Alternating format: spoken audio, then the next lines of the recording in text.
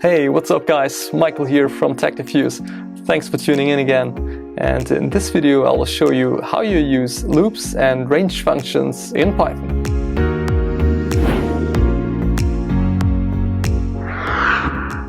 Okay, so for what exactly do we need a loop? A loop in a programming language is a tool to iterate over something. And this something is typically a list or a map or a set. So some element, some sort of data structure where elements are elements inside. So multiple elements inside of a data structure. And the easiest one is typically the list. And a loop, as I said, is a tool to iterate over every single element in this list. And this is what I want to show you exactly now. Okay, so we start with a simple list we define.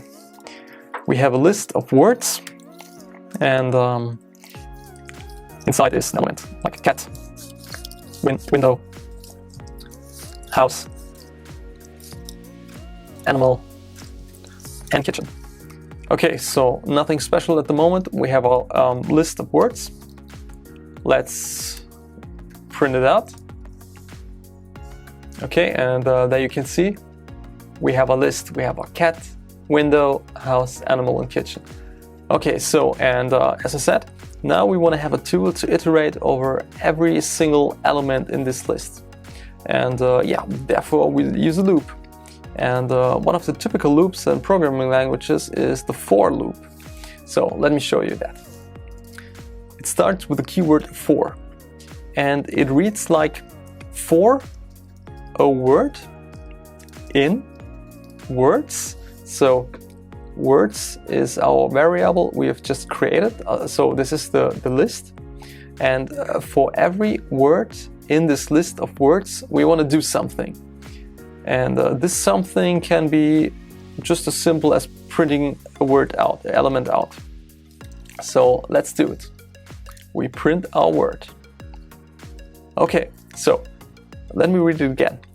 The for loop is just a tool to iterate over a single element or every single element in the list. So for every word, we declared this variable. This is brand new at this point. For every word in words, we reuse this variable we designed for, print out the word. So the variable word is freely chosen. You could also choose, for instance, just I. This is often done in programming languages. We just use a single char as a variable, and it would also work perfectly, as you can see here. But typically for learning programming, at least for me, it was really hard to grasp why are there so weird chars, and I didn't know what to do with them. So let's stick to real words like word and word, and there you go. So, and if I execute it, you see we have exactly printed out the elements of the list: cat, window, house, animal, kitchen. So every single element is printed out. Yeah, and there you go. We just iterated with a for loop over every single element in our list. That's cool. Okay guys, just a quick reminder, please consider giving me a thumbs up and watch the video until the end. It would help me a lot. Thanks. Okay, and so typically you don't want to just iterate over a list and print the elements out. This can be useful, yeah, but usually you want to do something with the elements inside of a list. And this can, in this instance, we can, for instance, just print out the length of every word. Just to make it simple, of course, we can do much more complex operations, but just for the sake of showing you what you can do, we will print the length of every word. So we have a print statement here. We make it a bit more beautiful. Let's write word here. If I execute it, we have now word cat, word window. So for every element we have printed out a string in front, like a prefix, and now we want to print the length, as I said. So we go there, comma separated, we make length word. Execute it, and there you go. So we have our string, our prefix string, we have the variable itself, and we have the length of the variable we just printed out.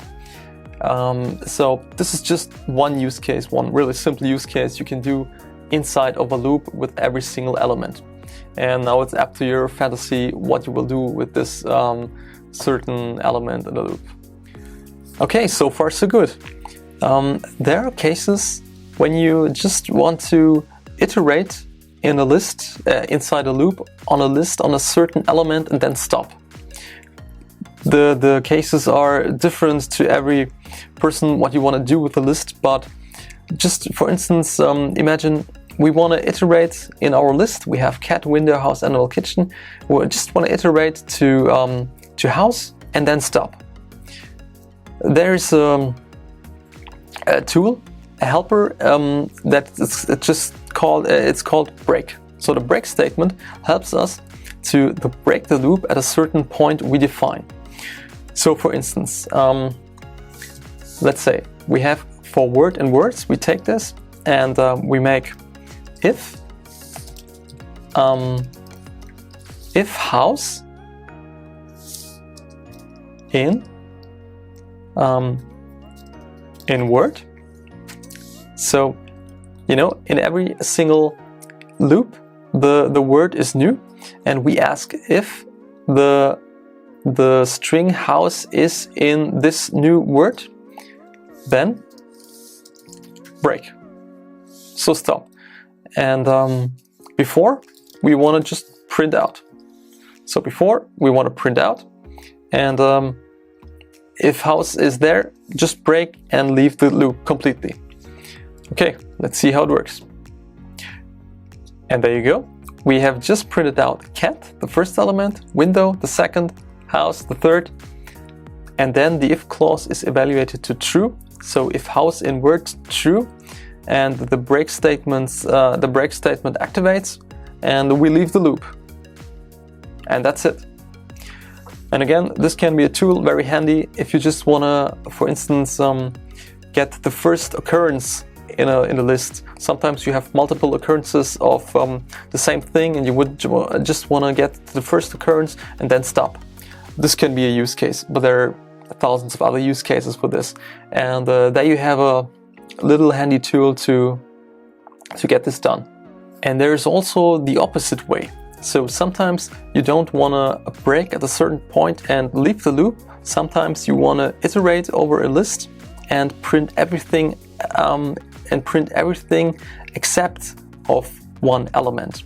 This can be also done. And the keyword here is continue. And it works like this.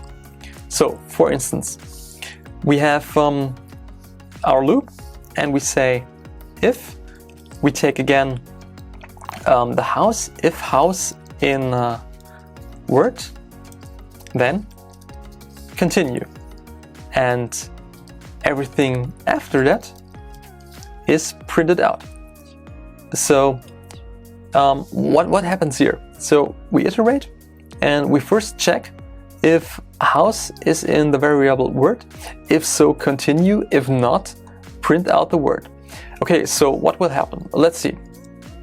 All right, so what happens is we have our list. We printed out the first element, cat, because house is not in cat. The second element, window, because window is not, because house is not in window either.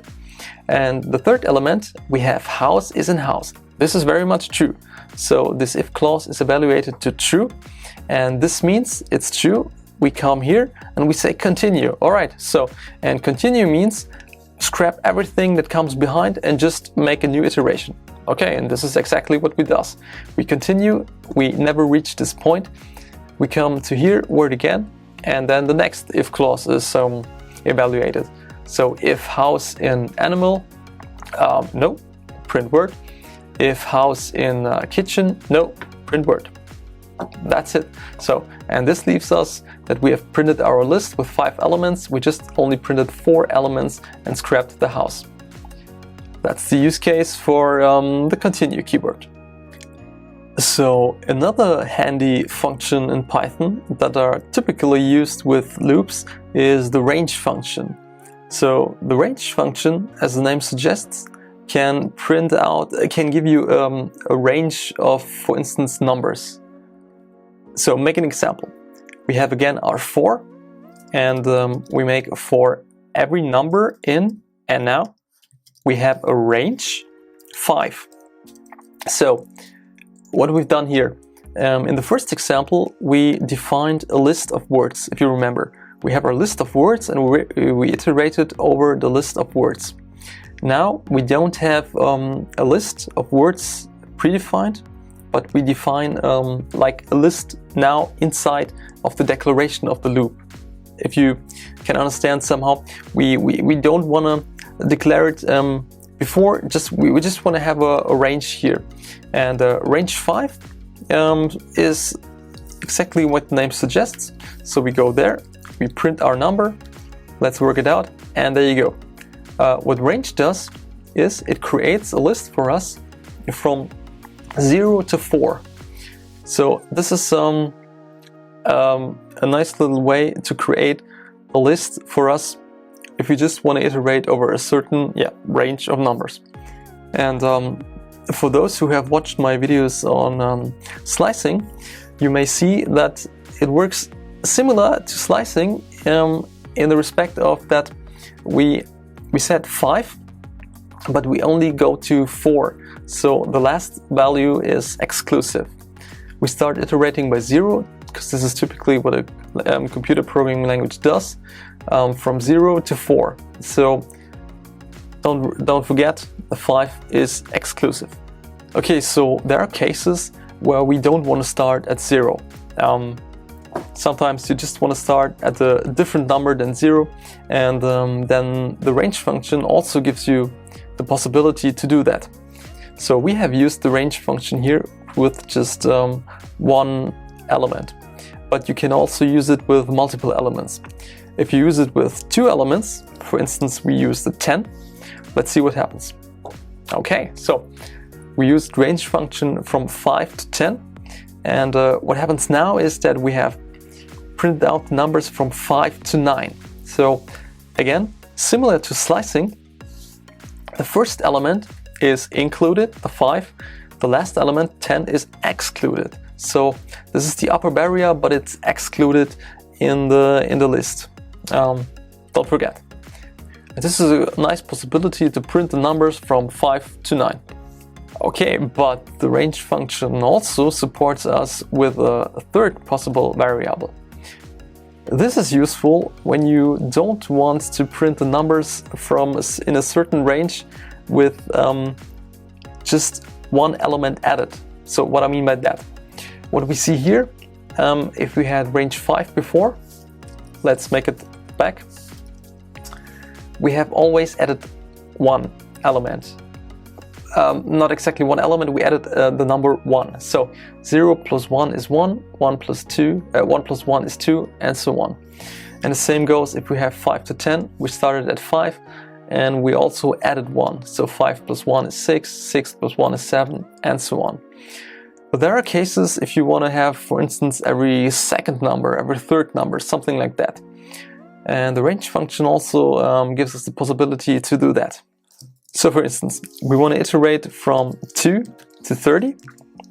So if the value is from 2 to 30 exclusive, but we just want to print every third number. So we just declare it here and execute it, and there you go. We start with 2, 2 plus 3 is 5, 5 plus 3 is 8, and so on, till 39.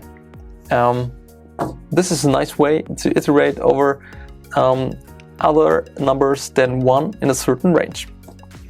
And this also works for every other possible number. So if you put like 5 here, you see we start by 2, 7, 12, every time 5 added, and you see we stop at the lowest possible number that is lower than 30. So it's not that we stop at 29, but 27 is the lowest number, then the upper bound of the range. So if we add 5 here, we have 32, and 32 is not printed because it's obviously bigger than 30. So keep that in mind. And I don't know if you will ever use it, but this also works for negative numbers. So for instance, we have, let's say, -10, and then we have -100. So far nothing happens, but if we put there -30, then it becomes interesting, because remember, if you don't put in something here, it defaults to 1. And 1 doesn't make sense, because the lower bound is -10, and it tries always to add up some value. So -10 plus 1 is -9. And yeah, it doesn't make sense, because we want to iterate from -10 to -100. So we want to get like more negative instead of positive. So the default 1 wouldn't make sense at this point. But if you say like -30, -30 is our element, we jump further. So we have -10 plus -30, -40 plus -30 is -70 plus -30 is -100. But 100 is our, in this case, lower bound, is the upper bound, in this case lower bound, so it's not printed out. If I would make it here 101, we would print it out 100, because 100 minus 100 is our lower bound, and plus 30 is -100, and there you go, it's inside this range. This is the case if you want to use the range with negative numbers. Again, I don't know what's the use case for this, but there will probably be some use case that may be interesting for you in some time. So there may be use cases where you don't want to iterate over every single word just for it, but you want to have the exact number in the list of the word. What I mean by that, we go back to our example with the words. So we have the words, and we make again for word in words, print word. Okay, so what we have here, we have every element. So far so good, but we don't have any information about the number of the element in the list. So for instance, we can count for ourselves that cat is number 1 or index 0, and window is 2, index 1, and so on. But this doesn't make sense if we count for ourselves. We want to have a possibility to let the language, the computer programming language, count for us. And in this case, we can also use the range function. And we do it like that. So, for instance, we typically take the I.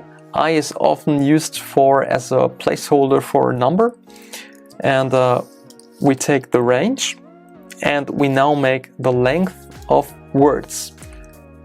Okay, so what is that? It's not that hard, it's simple. So length words is 1, 2, 3, 4, 5. This is okay. And range 5. So simple. Range 5 is 0 to 4. We had that already before.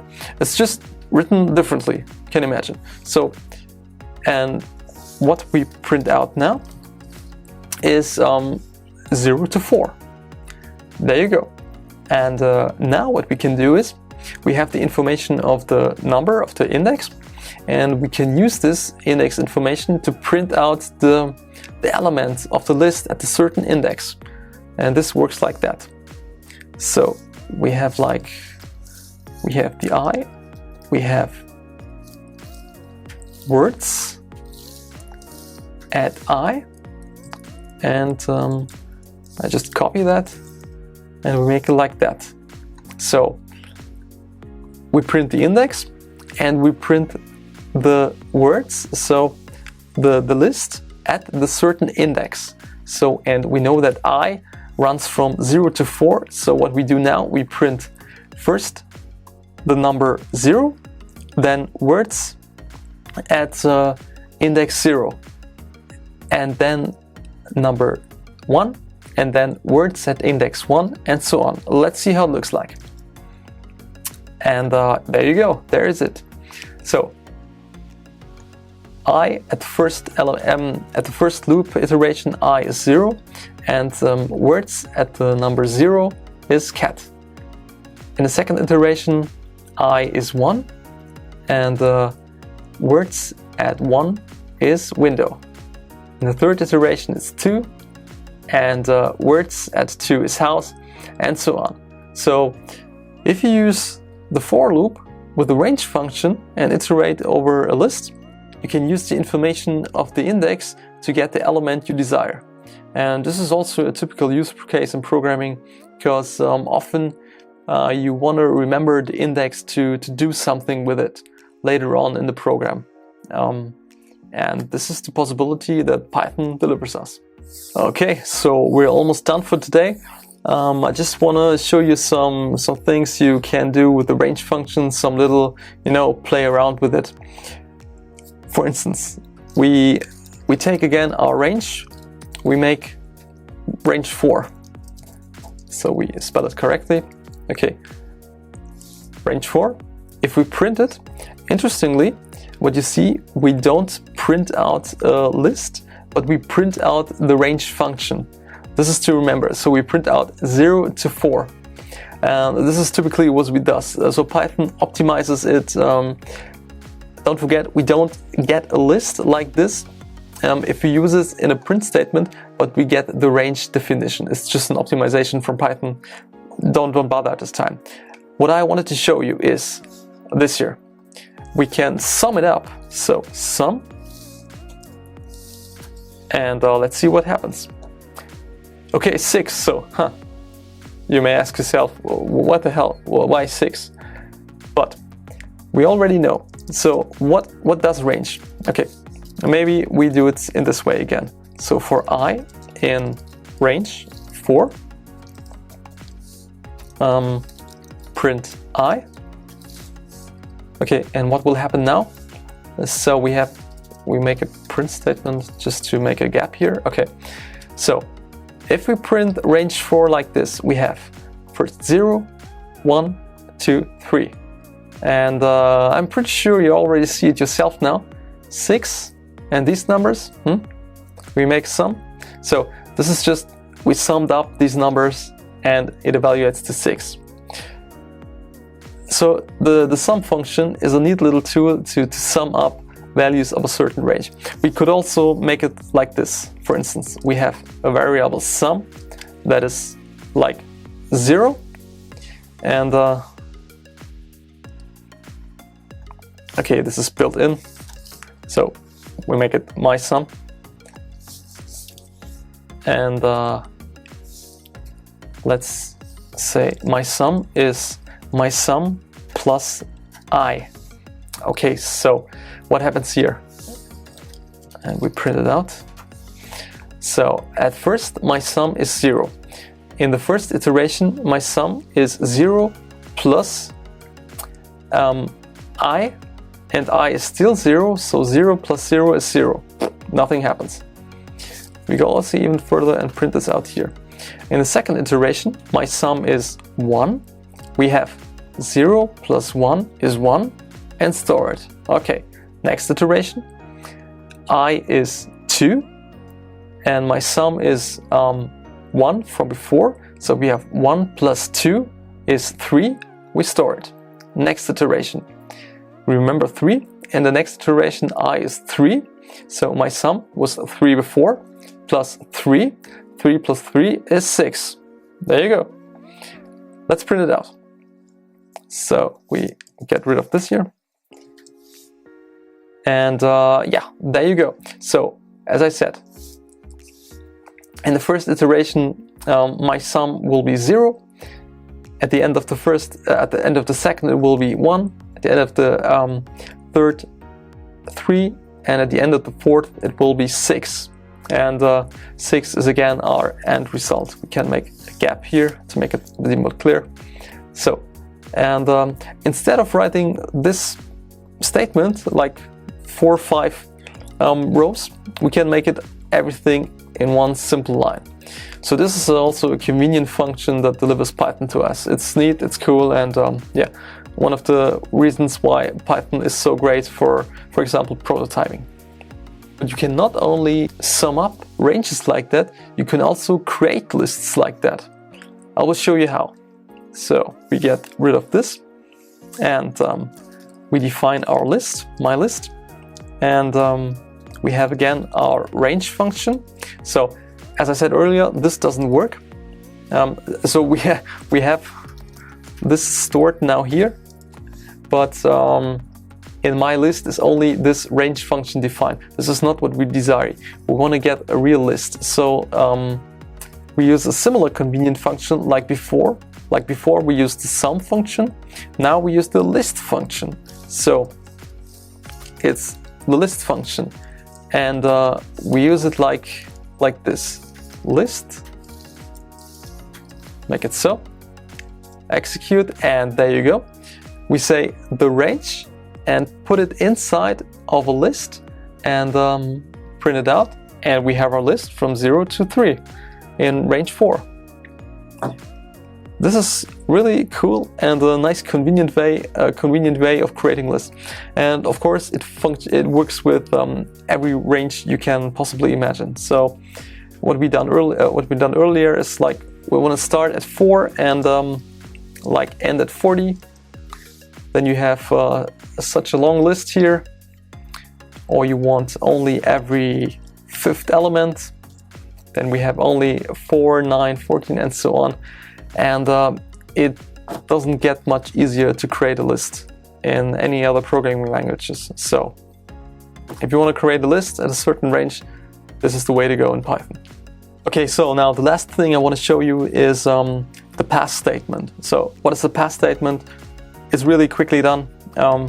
It's a statement you can use to pass something if you want to do nothing. What I mean by that? So for instance, we iterate over a number in a list, and by the way, we can also define a list directly here. So we have our list 1 to 3. Usually we do something like this for number, and then 1, 2, 3. This is what we have learned already. But for some cases, for instance, you are just in the development phase and you want to just prototype something or want to do it later, you can write pass here. And if you execute, nothing happens. So this is just a convenient function. If you have defined the header of a function, and but you want to do nothing for now. You have to be careful with that, because it can lead to an error. If you think you have done something and actually you haven't done something, again, you have to be careful with that. But just to be complete on this topic here for functions in Python, for loop functions, I want to show you that there is something like pass you can use if you want to do nothing. And you can also use pass for like if conditions. We had this before, like if 1 equals 2, just some condition, doesn't matter. And you already see if we do nothing here, it's marked red. So we cannot do this. If we execute it, it would be in syntax error, unexpected, end of file. But if you do a pass here, again, like before, nothing happens. This is totally fine. This is syntax correct, but it does nothing. And again, you have to be very careful if you use that. I just want to show it to you because it's part of this for and if clauses, and yeah, just to be complete. Okay, we've come to the end. That's it. So let us quickly recap what we have learned today. So we have learned how to use the for loop for each loop. So we iterate for each element in the list. We have learned how to use the for loop with the keyword continue. So to continue, if we want to just jump over a certain element and don't want to print something out. We have learned how to use the break keyword. So if we break at a certain point and don't want to print out the rest of a list. We have learned how we can use the range function for easily create ranges of numbers. And we have seen how we can modify the range function with different parameters. We have learned how we can use the sum function to sum up ranges.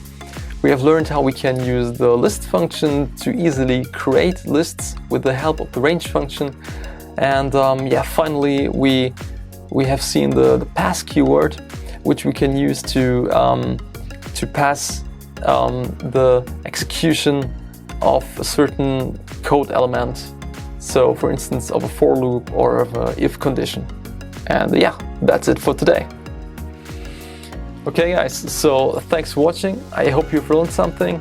If you have learned something, then be sure to give me a thumbs up, subscribe to my channel, and if you have any questions, then just visit my Discord, visit my website, or write me an email, and be sure to tune in the next time.